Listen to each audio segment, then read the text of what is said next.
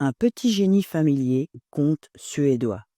Dans une ferme, près de Blacula, vivait jadis un petit génie familier du nom de Tomta. Les gens du pays trouvaient fort naturel la présence de ce petit homme dont l'ardeur au travail et le goût de l'or étaient une véritable bénédiction. Malgré sa petite taille, en effet, Tomta abattait à lui seul le travail de plusieurs. Mais s'il savait parfois rire, il se montrait, le plus souvent, de méchante humeur et enclin aux mauvaises plaisanteries. Dans ces moments, il s'attaquait en particulier aux paresseux. Sinon, comme il travaillait surtout la nuit, les gens de la ferme ne l'apercevaient que rarement. Le fermier avait un fils qui, depuis son enfance, ne montrait guère d'enthousiasme à la tâche. Or, sa fainéantise était au domaine la source de bien des tracas. Dès que le garçon, en effet, commençait à lambiner, le petit génie invisible lui envoyait aussitôt une bonne claque dans le dos, à quoi l'autre répondait en pestant et en jurant. Certes, les gens appréciaient la présence de ce petit génie, toujours en train de ranger, de réparer, de nettoyer, mais il lui reprochait tout de même son intolérance, car c'était ensuite au fermier de réparer les dégâts. Un jour, par exemple, dans la grange, Tomta avait posé le râteau de façon à ce que le valet de ferme, qui flânait justement à ce moment-là, marcha dessus et reçut le manche en plein front, ce qui lui causa une énorme bosse. Une autre fois, il mit du crottin dans les sabots que la servante avait négligemment laissés dans l'écurie. Une autre fois encore, alors que le fils se reposait appuyé sur sa fourche, plantée dans le fumier, il fit tomber l'outil. Enfin, au bout de quelque temps, le fils se maria et le vieux maître décida de quitter le domaine. Il s'acheta une ferme plus petite, derrière la colline, aspirant à connaître sur ses vieux jours le calme et la tranquillité. Un beau matin, sans rien dire, sa femme et lui firent leurs bagages. Ils les entassèrent sur un chariot, les recouvrirent d'une bâche, et à l'aube, ils partirent vers leur nouvelle demeure.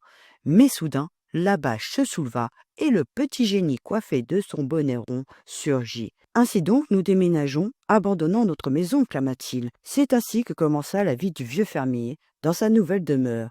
Tout était tranquille, nulle dispute, nulle contrariété, car Tomta ne se manifestait pas. Il dut tout d'abord apprendre à s'orienter dans cette maison, qu'il ne connaissait pas, la visiter dans ses moindres recoins, mais surtout, il n'y avait plus ici le fils paresseux du maître. Néanmoins, le fermier se rendit bientôt compte que le petit génie l'aidait discrètement dans son travail. Le matin, l'écurie et l'étable étaient balayées, et la propreté y était telle qu'on aurait pu manger à même le sol. Le bétail était étrillé, nourri, les fagots dans la cour étaient rangés. Il en fit part à sa femme, qui ne se montra guère surprise. Mais une nuit, le maître aperçut Tomta. Le petit génie passait justement le balai dans l'écurie avant de refaire une litière propre pour les bêtes et d'aller chercher le fourrage. C'était un plaisir de le voir travailler avec une telle efficacité. Seulement, ses vêtements étaient si usés qu'ils partaient presque en lambeaux. Le fermier en fut profondément ému. Il retourna se coucher, mais ne ferma plus l'œil jusqu'au matin. Au petit déjeuner, il dit à sa femme: Je suis allé cette nuit dans l'écurie, et j'y aperçus notre petit génie. Il était si dépenaillé qu'il fait pitié à voir. Il mériterait bien un nouveau costume. Tu as raison, acquiesça la maîtresse de maison, touchée elle aussi. Il me reste justement un peu de cette jolie étoffe que j'ai achetée au marché la dernière fois. Je vais lui confectionner quelque chose avec.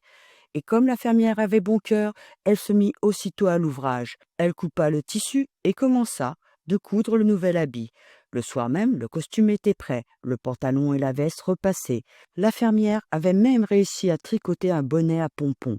Elle apporta le tout dans l'écurie et le posa en évidence sur une meule de foin.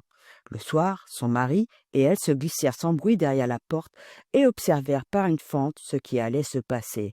Il n'eut guère à attendre longtemps. Dès que l'obscurité se fit, le petit génie arriva, alluma la lampe, puis, s'emparant du balai, il se mit à nettoyer avec ardeur. C'est alors qu'il remarqua les vêtements. Son visage s'éclaira d'un large sourire. Aussitôt, il se débarrassa de ses vieux haillons et revêtit son nouveau costume. Il lui allait parfaitement. Seul le bonnet à pompons était un peu juste, mais il s'élargit sans peine. Puis le petit génie remplit la mangeoire d'eau propre et s'y admira longtemps. Je ne mettrai jamais plus les pieds dans cette écurie, fit-il alors en éclatant de rire. Je serais bien fou de salir un si joli costume. Il éteignit la lumière et s'en alla. personne ne le revêt plus à la ferme. C'est que, voyez-vous, même les génies les plus travailleurs peuvent, comme les hommes, faire preuve de coquetterie. Merci de m'avoir écouté et on se retrouve bientôt pour de nouvelles aventures.